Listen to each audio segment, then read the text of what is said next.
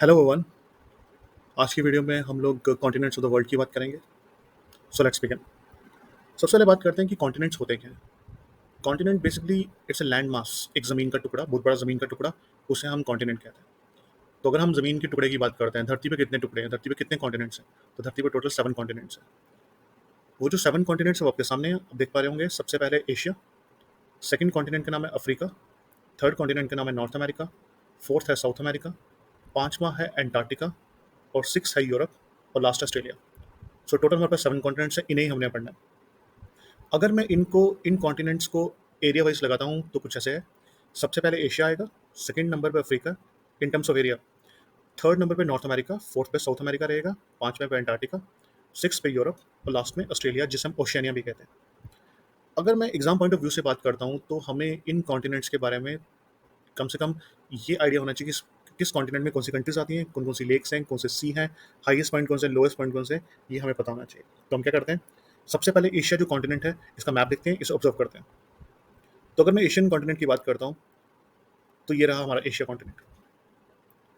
जो Asia continent है ये दुनिया का सबसे बड़ा कॉन्टिनेंट है। दैट मीन्स इसका मतलब ये हुआ कि इसने धरती का नियर अबाउट 30% जो लैंड एरिया है, 30% of the land area of the total जो अर्थ की लैंड है वो एशिया में आती है। अगर पॉपुलेशन की बात करते हैं तो near about 60% of the total population, क्योंकि दुनिया की जो मोस्ट पॉपुलस कंट्रीज हैं जैसे इंडिया हो गया, चाइना हो गया, बांग्लादेश वगैरह, वो सब एशिया का ही पार्ट है। सो नियर अबाउट वर्ल्ड की 60% पॉपुलेशन इसी एशिया में ही रहती है। इसमें आप देखोगे तो इसमें कंट्रीज ऑब्जर्व करते हैं, तो कंट्रीज हम देखेंगे यहाँ पे तो हमें रशिया दिख रहा होगा, मंगोलिया है, चाइना है, इंडिया, पाकिस्तान, अफगानिस्तान, काफ़ी कंट्रीज हैं। अगर मैं नंबर ऑफ कंट्रीज की बात करता हूँ तो near about 48 countries are there. तो 48 कंट्रीज हैं यहाँ पे एशिया में। अब नेक्स्ट चीज़ क्या हमें पता होनी चाहिए, हमें जब भी हम कोई भी कॉन्टिनेंट पढ़ेंगे तो हमें कॉन्टिनेंट में एक हाईएस्ट और लोएस्ट पॉइंट तो कम से कम वो पता होना चाहिए। तो अगर मैं एशिया के हाईएस्ट और लोएस्ट की बात करता हूँ, एशिया में सबसे ऊंची जगह जो है वो है माउंट एवरेस्ट। ये एशिया का भी सबसे ऊंची जगह है। जगह तो क्या है, ये एक बेसिकली इट्स अ माउंटेन, एक पीक है, माउंटेन पीक, जिसे माउंट एवरेस्ट कहते हैं। माउंट एवरेस्ट आपको कहाँ मिलेगा, माउंट एवरेस्ट आपको नेपाल में मिलेगा। यहाँ पे ऑरेंज कलर में आपको एक एरो यहाँ पे दिखा रहा होगा, नेपाल दिखा रहा है, तो नेपाल के पास ही माउंट एवरेस्ट है। नेपाल में ही माउंट एवरेस्ट है। तो जो माउंट एवरेस्ट है उसकी हाइट 8848.86 मीटर्स है। ये तो हुआ हाईएस्ट पॉइंट। ये एशिया का भी सबसे हाईएस्ट पॉइंट है और वर्ल्ड का भी। अगर मैं एशिया के लोएस्ट पॉइंट की बात करता हूँ तो एशिया का जो लोएस्ट पॉइंट है वो है डेड सी। ये डेड सी है। अब हम डेड सी देख लेते हैं। डेड सी बेसिकली आपको मिलेगा इसराइल में। तो इसराइल का मैप हम देखते हैं यहाँ पे, ये रहा इसराइल। तो इसराइल में आप देख पा रहे होंगे ऊपर आपको ये जो एरो यहाँ पे डिनोट कर रहा है डेड सी, ये जो ब्लू कलर का वाटर दिख रहा है ये डेड सी है।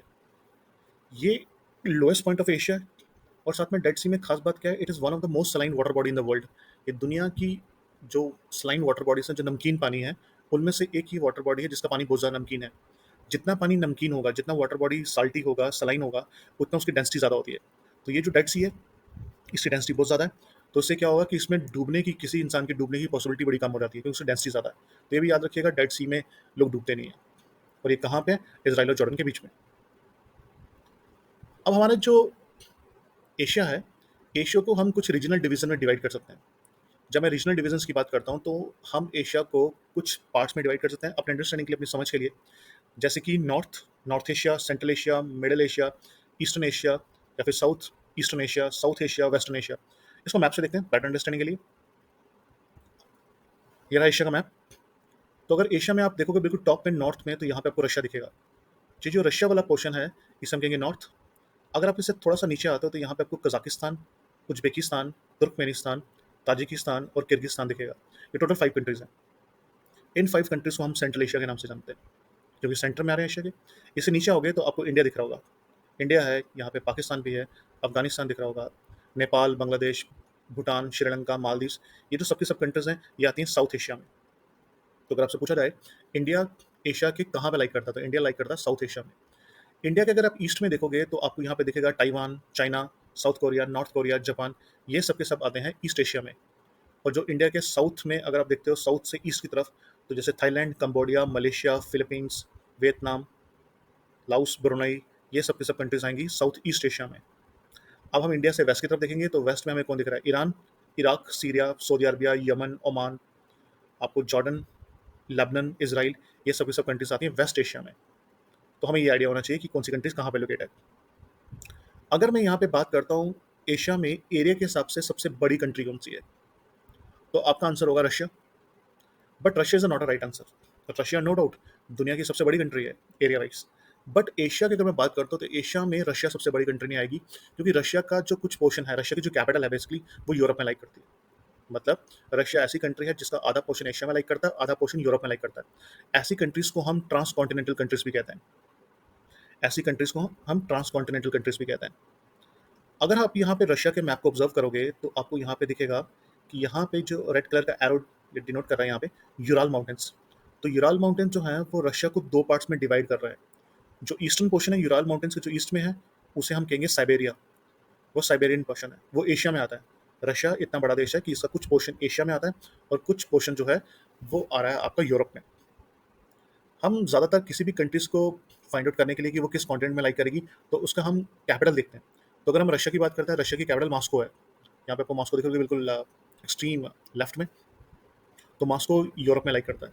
सो दैट्स अ रीज़न हम रशिया को कंसीडर नहीं करते एशिया की सबसे बड़ी कंट्री। एशिया में अगर हम बात करते हैं सबसे बड़ी कंट्री की, तो एशिया में जो सबसे बड़ी कंट्री होगी दैट इज़ चाइना। एशिया में सबसे बड़ी कंट्री चाइना है। अगर मैं स्मॉलेस्ट कंट्री की बात करता हूँ तो यहाँ पे बॉटम में आपको व्हाइट कलर के एरोस यहाँ पे दिख रहे होंगे, जो मालदीव्स की तरफ इशारा कर रहे हैं। तो मालदीव्स जो है it's the smallest country in Asia. तो याद रखिएगा, एशिया में सबसे बड़ी कंट्री है China in terms of area, और smallest country in terms of area के हिसाब से मालदीव्स रहेगी। अब हम बात करते हैं ट्रांस कॉन्टिनेंटल कंट्रीज़ की। तो जैसे मैंने बताया था, ट्रांस कॉन्टिनेंटल कंट्रीज़ या यूरेशियन कंट्रीज़ वो कंट्रीज़ होती हैं जो आधी एशिया में आएँगी, जिनका कुछ पोर्शन एशिया में आ रहा है और कुछ पोर्शन यूरोप में आ रहा है। तो आप यहाँ पे देखोगे राइट हैंड साइड में आपको कुछ कंट्रीज़ मिलेंगी, जैसे रशिया, कज़ाकिस्तान, अज़रबैजान, जॉर्जिया और टर्की। ये 5 कंट्रीज़ का नाम याद रखिएगा, इन्हें ट्रांस कॉन्टिनेंटल कंट्रीज़ कहा गया है। अब हम बात करते हैं कि एशिया में कौन-कौन से पीक्स हैं, कौन-कौन से पहाड़ आपको देखने को मिलते हैं। तो अगर हम एशिया की बात करते हैं तो एशिया में हमें हिमालयस मिलेंगे। एशिया में हिमालयस का ही एक पार्ट है माउंट एवरेस्ट, जो कि 8848.86 मीटर हाइट है जिसकी। अगर आपसे पूछा जाए जो माउंट एवरेस्ट है वो किसके साथ अपना बॉर्डर शेयर करता है, तो आप यहाँ पे नेपाल और तिब्बत बोल सकते हो। बेसिकली तिब्बत जो है वो चाइना ने ऑक्यूपाई कर लिया, तो यहाँ पे नेपाल और चाइना हम बोल सकते हैं। उसके बाद जो आपको एक और हाईएस्ट पीक मिलेगा यहाँ पे, जिसका नाम है केटू। केटू बेसिकली है तो इंडिया का ही पार्ट, बट अभी के लिए इसे ऑक्यूपाई कर रखा है पाकिस्तान ने। तो जो पाकिस्तान के पास कश्मीर वाला हिस्सा है जिसे पीओके कहते हैं, वहाँ पे केटू है। और इसका जो बॉर्डर है वो इंडिया और चाइना के साथ शेयर होता है। नेक्स्ट जो इंडिया का हाईएस्ट माउंटेन है, इंडिया का हाईएस्ट हिमालयन माउंटेन जो है उसका नाम है कंचनजंगा। अगर आपसे पूछ रहा है इंडिया का हाईएस्ट माउंटेन कौन सा, तो कंचनजंगा रहेगा। इसकी हाइट 8586 है और ये नेपाल और सिक्किम के बॉर्डर पर लाइक करता है। इंडिया की नेपाल स्टेट है, वहाँ पे है ये। एक और माउंटेन है यहाँ पे लॉस करके, ये नेपाल में मिलेगा आपको। और एक मकालू रेंज भी है, 8462 इसकी हाइट है और ये नेपाल और चाइना के बॉर्डर पर मिलेगा। तो ये तो कुछ माउंटेन्स थे जो हमने यहाँ पे देखे। अब अगर मैं एशिया में डेजर्ट्स की बात करता हूँ तो एशिया में आपको कुछ डेजर्ट्स मिलेंगे, जैसे कि गोबी डेजर्ट। आप यहाँ पे देख रहे होंगे अपने राइट हैंड साइड पे, गोबी डेजर्ट मंगोलिया में है। हमें एग्जैक्टली लोकेशन पता होनी चाहिए कि किन कंट्रीज के बीच में वो डेजर्ट लाइक करता है। गोबी डेजर्ट आपको मंगोलिया चाइना में मिलेगा। थार डेजर्ट इंडिया में। एक रबल खली करके डेजर्ट है जो आपको सऊदी अरब में मिलेगा। उसके बाद रबल खली सऊदी अरबिया में। कहा जाता है कि जो रबल खली है ये दुनिया का सबसे जो लार्जेस्ट सैंड डेजर्ट है। मतलब यहाँ पे आपको काफ़ी रेत मिलेगी। ये सिर्फ एक ही कंट्री में सिचुएटेड नहीं है, सऊदी अरबिया से ओमान और यूनाइटेड अरब एमिरेट्स यूएई और यमन वाले एरिया में भी फैला हुआ है। तो अगर आपने कभी कभी वीडियोस देखी होंगी तो आपने नोटिस किया होगा कि काफ़ी वहाँ पे रेत अवेलेबल है। नेक्स्ट है दश्त-ए-लुट। दश्त-ए-लुट, दश्त-ए-लुट ईरान में है। ये बेसिकली साल्ट डेजर्ट है। और एक तकला मकान करके डेजर्ट भी आपको मिलेगा, ये मिलेगा चाइना में। तो ये कुछ डेजर्ट्स है एशिया में। अब बात करते हैं एशिया में कौन कौन सी लेक्स हैं। अगर हम एशिया की बात करते हैं तो एशिया में हमें एक लेक मिलती है जिसका नाम है कैस्पियन सी। इसका नाम बेसिक कैस्पियन सी है, पर है ये लेक है। कैस्पियन सी जो है वो एशिया की भी सबसे बड़ी लेक है और दुनिया की भी। It's a world largest water body. तो कैस्पियन सी याद रखिएगा, Caspian Sea is a world largest water body. सबसे बड़ी लेक है दुनिया की भी और एशिया की भी। एशिया में हमें दुनिया की वर्ल्ड की सबसे डीपेस्ट लेक भी मिलती है। और जो डीपेस्ट लेक है उसका नाम है Baikal. Lake Baikal is a world deepest fresh water lake. साफ पानी वाली बेकाल लेक है, ये आपको मिलेगी रशिया में। उसके बाद कुछ और लेक्स भी हैं, उनके नाम मैंने यहाँ पे लिखे हुए हैं। कुछ जैसे लेक बेकाल, ओंगा लेक, ये आपको रशिया मिलेंगे। कुछ जापान के लेक्स के बारे में बात भी की है। अगर मैं इंडिया की बात करता हूँ तो इंडिया में आपको Dal lake, Chilka lake, Vembanad, Pulicat lake और सुखना लेक भी मिलेंगी। अब यहाँ पे अगर मैं बात करता हूँ एशिया की सबसे लॉन्गेस्ट लेक कौन सी है, सॉरी लॉन्गेस्ट रिवर कौन सी है, तो एशिया की लॉन्गेस्ट रिवर की अगर हम बात करते हैं तो वो रहेगी यंगटेज रिवर। यंगटेज रिवर एशिया की सबसे लॉन्गेस्ट है और वर्ल्ड की थर्ड लॉन्गेस्ट है। वर्ल्ड में सबसे लॉन्गेस्ट जो रिवर है उसका नाम है नाइल रिवर। सेकंड नंबर पे जो आपकी आएगी वो अमेजॉन रिवर रहेगी। वो सबसे बड़ी रिवर है अमेजॉन। लॉन्गेस्ट में नाइल रिवर है और सबसे बड़ी की वॉल्यूम ऑफ वाटर की बात करता हूँ तो अमेजॉन रिवर रहेगी ब्राजील में। नेक्स्ट नेक्स्ट हम कुछ स्टेट्स की बात करते हैं कि एशिया में हमें कौन कौन सी स्टेट्स मिलती हैं। अब फर्स्ट थिंग फर्स्ट, सबसे पहले क्वेश्चन तो ये होगा कि स्टेट्स होती क्या है। मे बी कुछ स्टूडेंट्स को ना पता हो स्टेट्स क्या होती हैं। स्टेट्स की मैंने एक सेपरेट वीडियो बना रखी है, मैं उसका लिंक दे दूंगा ऊपर। पर फिर भी हम यहाँ पे भी स्टेट्स की बात कर लेते हैं, स्टेट्स क्या चीज़ होती है। आप यहाँ पे इस पिक्चर में देख पा रहे होंगे कि यहाँ पे आपको ये ब्लू कलर में वाटर मिल रहा है, दोनों साइड पे वाटर है, और उसके ऑपोजिट साइड पे आपको यहाँ पे लैंड बॉडी दिख रही होगी। स्टेट बेसिकली क्या होता है, एक छोटा सा एक रास्ता होता है जो दो वाटर बॉडीज को आपस में ज्वाइन करता है। अगर आप राइट हैंड साइड पे देखोगे, यहाँ पे वाटर बॉडी है, लेफ्ट हैंड साइड पे वाटर बॉडी है, आगे पीछे लैंड है। बट अगर हम इस वाटर बॉडी को दूसरे वाटर बॉडी से ज्वाइन करना है, तो इसे हम स्टेट कहते हैं। स्टेट क्या चीज़ होती है? एक स्मॉलर वाटर बॉडी जो दो बिगर वाटर बॉडीज को ज्वाइन करती है। मतलब अगर आपको राइट हैंड साइड से लेफ्ट हैंड साइड मूव करना है, आपको शिप है, तो शिप इसी छोटे से रास्ते से जाएगी, क्योंकि आगे पीछे तो लैंड है। तो इन्हें हमने स्टेट कहते हैं। इन्हें स्टेट भी कहते हैं, इन्हें चोक पॉइंट्स भी कहते हैं। अगर हम ये रास्ता बंद कर दें, तो दुनिया में जितनी भी ट्रांसपोर्टेशन हो रही है वो बंद हो जाएगी। तो इनका अपने आप में बड़ा सिग्निफिकेंस है। तो उसी तरीके से अगर हम बात करते हैं एशिया में हमें कौन कौन सी स्टेट्स देखने को मिलेगी, तो यहाँ पे कुछ के नाम लिख रखे हैं, जैसे state of Malacca. State of Malacca जो है नियर अबाउट 800 किलोमीटर है, अंडमान सी को साउथ चाइना सी से ज्वाइन करती है। उसके बाद आपको एक नैरो स्टेट मिलेगी, यहाँ पे स्टेट ऑफ बॉस्फोरस है। बॉस्फोरस स्टेट जो है वो ब्लैक सी को सी ऑफ मरमरा के साथ ज्वाइन करती है। नेक्स्ट है bearing state. Bearing state Asia को अमेरिका से अलग करती है। नेक्स्ट है बास स्टेट, ये ऑस्ट्रेलिया को टेस्मेनिया से अलग कर रही है, सेपरेट ऑस्ट्रेलिया फ्रॉम टेस्मानिया। एक है स्टेट ऑफ जिब्राल्टर, ये सेपरेट करती है अफ्रीका को यूरोप के साथ। इसमें जो जो कुछ स्टेट्स हैं वो आपको यूरोप और अफ्रीका वाले पोर्शन में भी दिखेंगी, मैंने सारी वो यहाँ पे मेंशन कर दी है। अगर आप बात करते हैं कि एशिया में टोटल कितनी कंट्रीज हैं, जैसे मैंने पहले बताया 48 कंट्रीज हैं। वो जो 48 कंट्रीज कौन कौन सी हैं उनके नाम आपके सामने हैं, तो आप यहाँ से पढ़ सकते हो 48 कंट्रीज कौन सी है। नेक्स्ट कॉन्टिनेंट जो है वो रहेगा Africa. Africa second largest continent है। अगर मैं एरिया की बात करता हूँ, तो नियर अबाउट वर्ल्ड की जो अर्थ का एरिया है, जो हमारे हमारी धरती का जो एरिया है, उसका 20.4% एरिया कवर कर रखा है अफ्रीका ने। अफ्रीका में टोटल कंट्रीज की बात करते हैं तो 54 कंट्रीज हैं अफ्रीका में। अगर हम बात करते हैं अफ्रीका की सबसे बड़ी कंट्री की, तो सबसे बड़ी country in terms of area Algeria रहेगी। सबसे छोटी country in terms of area Seychelles रहेगी। अगर पॉपुलेशन की बात करते हैं, तो पॉपुलेशन के टर्म्स में नाइजीरिया सबसे बड़ी कंट्री है अफ्रीका में। अफ्रीका ऐसा कॉन्टिनेंट है जहाँ से तीनों लॉन्गिट्यूड्स पास करते हैं। लॉन्जिट्यूड्स की अगर मैं बात करता हूँ, तो कौन कौन से लाइन्स यहाँ पे क्रॉस करती हैं? ट्रॉपिक ऑफ कैप्रिकॉर्न भी यहाँ से क्रॉस करता है, ट्रॉपिक ऑफ कैंसर भी, और इक्वेटर भी। ये तीनों जो रेखाएं हमारी, जो तीनों हम जिसे हम लॉन्जिट्यूड्स कहते हैं, वो तीनों अफ्रीका से क्रॉस करते हैं। अफ्रीका के अगर हम हाईएस्ट पॉइंट की बात करते हैं, तो वो किलीमंजारो है। अफ्रीका के हाईएस्ट माउंटेन की बात करते हैं, हाईएस्ट पॉइंट की बात करते हैं, वो किलीमंजारो है। एक वॉल्केनिक माउंटेन है बेसिकली, ये आपको मिलेगा टंजानिया में। अगर मैं लोएस्ट पॉइंट की बात करता हूँ, तो अफ्रीका में लोएस्ट पॉइंट का नाम है लेक असाल। तो लेक असाल आपको मिलेगा दिजबूती में, दिजबूती कंट्री है, वहाँ पे लेक असाल मिलेगा आपको। अगर आप यहाँ पे एक सर्कल देख पा रहे होंगे, तो सर्कल में आपको दिजबूती दिख रहा है। अब अगर मैं अफ्रीका में एक और चीज़ बताऊँ जो बड़ी काफ़ी इंपॉर्टेंट है, जिसे हम हॉर्न ऑफ अफ्रीका कहते हैं। जिस एरिया में आपको यहाँ पे सर्कल दिख रहा है, ये बेसिकली सिग्निफाई कर रहा है हॉर्न ऑफ अफ्रीका। आप ध्यान से देखिए, यहाँ पे एक हॉर्न बन रहा है, एक सींग सा बन रहा है। तो अगर आपसे पूछा जाए हॉर्न ऑफ अफ्रीका जो है उसमें कौन कौन सी कंट्रीज आती हैं, तो सबसे ऊपर अर्ट्रिया दिख रहा होगा आपको, सेकंड कंट्री दिजबूती, तीसरी सोमालिया, और फोर्थ कंट्री इथोपिया। तो चार कंट्रीज का नाम याद रखिएगा। इन्हें हॉर्न ऑफ अफ्रीका भी कहते हैं, क्योंकि इनकी जो जोग्राफिकल लोकेशन है वो एक हॉर्न की शेप में आपको दिख रही होगी यहाँ पे। अब मैं अगर अफ्रीका की बात करता हूँ, तो Africa is famous for deserts. Africa में आपको दुनिया के सबसे बड़े डेजर्ट्स मिलेंगे। सबसे बड़ा डेजर्ट, जो वर्ल्ड का सबसे बड़ा और हॉट डेजर्ट है, उसका नाम है सहारा डेजर्ट। आप यहाँ पे नॉर्थ वाले पोर्शन में, अफ्रीका के नॉर्थ वाले पोर्शन में रेड कलर का सर्कल देख रहे होंगे, वो सिग्निफाई कर रहा है सहारा डेजर्ट। पूरा का पूरा अफ्रीका डेजर्ट नहीं है। समटाइम्स हमें मिसकंसेप्शन होगा कि अफ्रीका पूरा डेजर्ट है, ऐसा नहीं है। अफ्रीका का कुछ पोर्शन जो नॉर्थ वेस्टर्न पोर्शन है, वो ही डेजर्ट है। अफ्रीका में एक सहारा डेजर्ट है नॉर्थ वेस्टर्न साइड पे, ये हॉट डेजर्ट में आता है। अगर मैं और डेजर्ट्स की बात करूँ, तो राइट हैंड साइड पे आपको नूबियन डेजर्ट मिलेगा इजिप्ट में। इससे नीचे जाओगे साउथ की तरफ में, तो यहाँ पे रेड कलर का एरो सिग्निफाई कर रहा होगा Namib desert. Namib desert Namibia में है। इसी के आगे देखोगे आप, तो आपको एक कालाहारी डेजर्ट मिलेगा।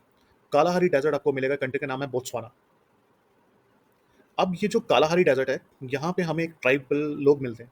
उन ट्राइब्स का नाम है बुशमैन। ये काफ़ी इंपॉर्टेंट है, बुशमैन अपने आप में बड़े ओल्डेस्ट ट्राइब है। अगर मैं सहारा डेजर्ट की बात करता हूँ, तो सहारा डेजर्ट में हमें जो ट्राइबल लोग मिलते हैं, जो ट्राइब्स मिलती हैं, उनका नाम है तुरेक ट्राइब्स। तो समटाइम्स सबसे ट्राइबल लोगों के बारे में भी क्वेश्चन पूछा जा सकता है कि कौन से ट्राइब्स किस एरिया में मिलते हैं। अब बात करते हैं अफ्रीका में इंपॉर्टेंट रिवर्स की। तो अफ्रीका में काफ़ी रिवर्स इंपॉर्टेंट है, तो उनमें से कुछ रिवर्स के हमने नाम यहाँ पे लिखे हुए हैं। एक है जम्बेजी रिवर। जम्बेजी रिवर वही रिवर है जिसके ऊपर ग्रेट विक्टोरिया फॉल आपने नाम सुना होगा, यहाँ पे एक विक्टोरिया फॉल भी है। River Limpopo. रिवर लिम्पोपो काफ़ी इंपॉर्टेंट रहेगी, क्योंकि रिवर लिम्पोपो ऐसी रिवर है जो ट्रॉपिक ऑफ कैप्रिकॉर्न को दो बार काटती है। नेक्स्ट है रिवर ऑरेंज। रिवर ऑरेंज जो है ये ड्रैगनबर्ग्स माउंटेन के पास फ्लो करती है। सबसे इंपॉर्टेंट रिवर अगर मैं बात करता हूँ अफ्रीका में, तो अफ्रीका में आपको दुनिया की वर्ल्ड की सबसे लॉन्गेस्ट रिवर मिलेगी। इस लॉन्गेस्ट रिवर का नाम है नाइल रिवर।